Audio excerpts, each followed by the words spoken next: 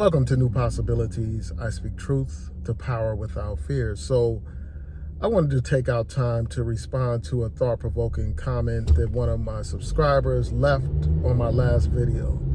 And this person pointed out how a lot of these quote-unquote pro-black people here on YouTube are saying that black people shouldn't take any stance on this Israeli-Palestine conflict. You know, and the main reason why they're saying that is they're saying that Palestinians are racist. So we shouldn't have anything to say in favor of the Palestinians. And here's what I have to say about that. First of all, that's a sweeping generalization against a whole nationality of people. All or even most Palestinians are not racist. You're making assumptions. You know, of course, racism affects all different types of people. Many people have, there's racism among many different types of people, but you can't write off an entire nation of people and claim that all of them or most of them are racist based on a few anecdotal examples that you have of racism among that particular group of people. So that's the first thing. The other thing is this. At the end of the day, we are human beings. You know, despite these categories that we put ourselves into, you know, despite these social constructs that we live under, where you have black people, white people, Arabs and Latinos and all this and that, at the end of the day, we are all human beings, and we should be concerned about the plight of our fellow human beings. What is happening in Israel and Palestine are crimes against humanity. You know, of course, the acts of the terrorists, the Hamas group, when they're killing innocent people going to a festival and attacking civilians, of course, those are crimes against humanity. But bombing heavily populated areas and killing innocent women and children, that's a crime against humanity as well. Cutting off water to a whole population of millions of people, that is a violation against human rights of people. That is a form of terrorism as well. Denying people access to food and water and electricity, as the Israelis are doing to the people in Gaza, that is a crime against humanity. And as a compassionate human being, you should be concerned about the plight of other human beings that are suffering. You should have some compassion for other people who are suffering in this world. Just as we expect compassion when we call for reparations for the suffering that our people went through, we should identify with the suffering of others. If we expect people to have any kind of compassion towards us, we need to have compassion towards others.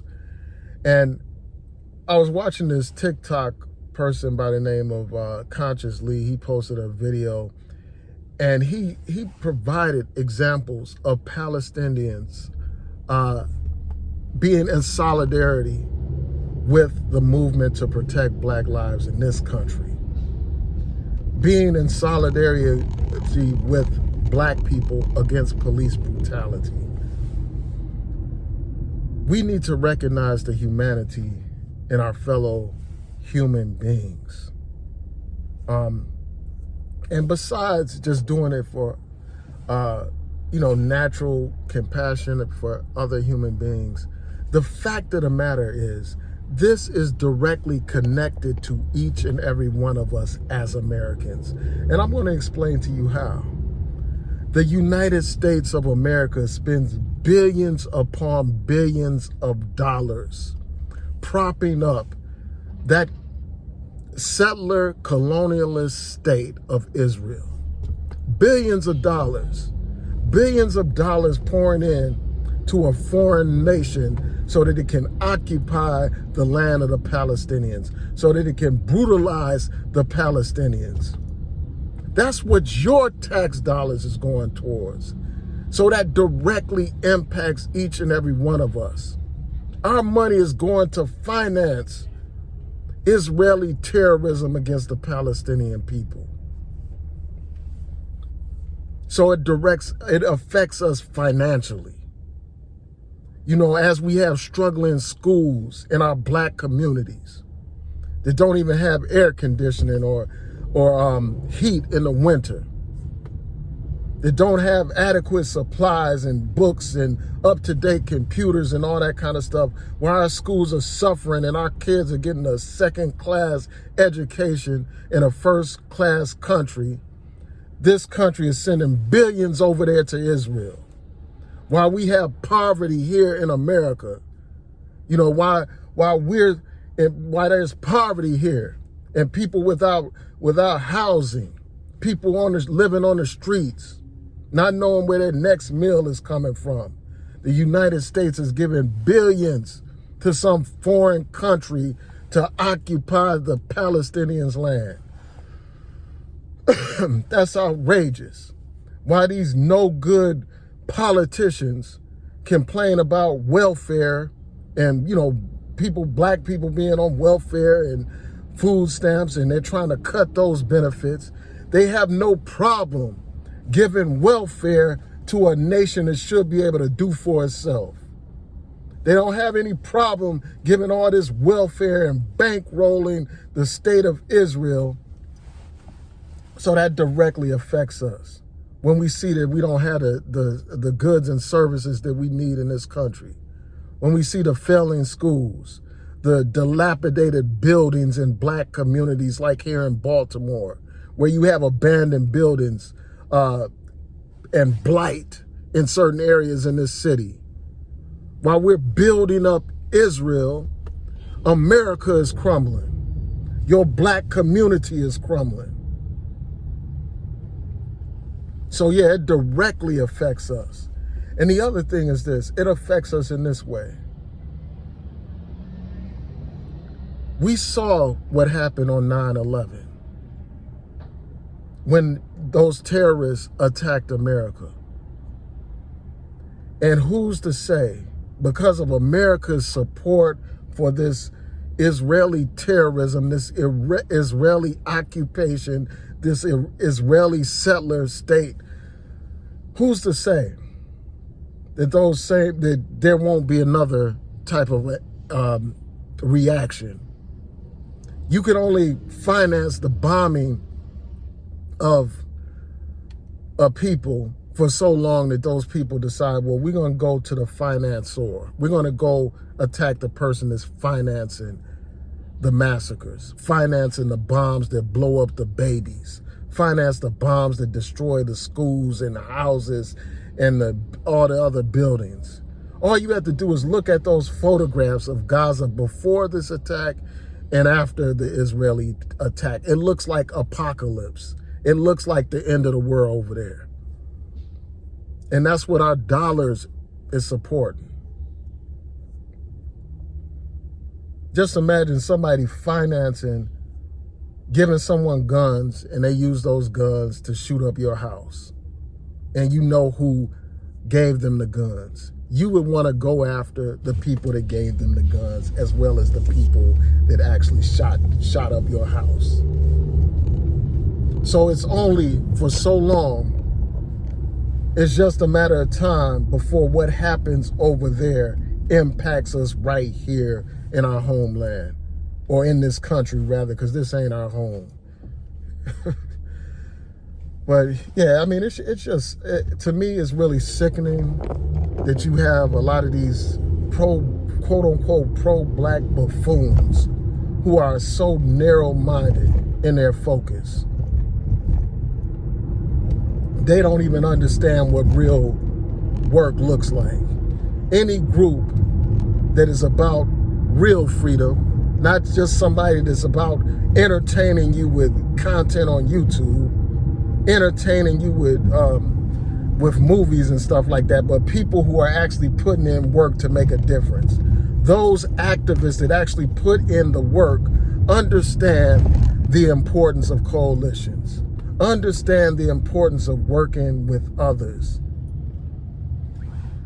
And part of understanding that is identifying with the causes of others. And that's what Malcolm X did. You know, he spoke out against the situation in Palestine. Malcolm X had an international perspective. Malcolm X took our struggle beyond civil rights and made it about human rights. You look at Reverend Dr. Martin Luther King speaking out against the war in Vietnam. This brother said that injustice, no, actually he said this in his letter from the Birmingham jail. You know, he talked about how injustice anywhere is a threat to justice everywhere. So we have to have that international perspective. And as that brother Conscious Lee pointed out, the Black Panthers were in solidarity with the Palestinian movement as well. And as you have these fake pro-black people talking about how racist the Palestinians are, these ignorant people don't understand that the PLO and the ANC, you know, the organization that was at the forefront of fighting against apartheid in South Africa, had alliances for a reason. Nelson Mandela stood with Yasser Arafat and the PLO, the Palestinian Liberation Organization, because they had common problems. And while you want to talk about the racism of Palestinians, what about the racism of the Israelis? The way they treat black Jews in Israel, expelling black Jews from Israel. All these images of attacks against black Jews in Israel. And what about their alliance with racist South Africa, giving South Africa military aid and technology and stuff, in collusion with South Africa? Racist South Africa, apartheid South Africa.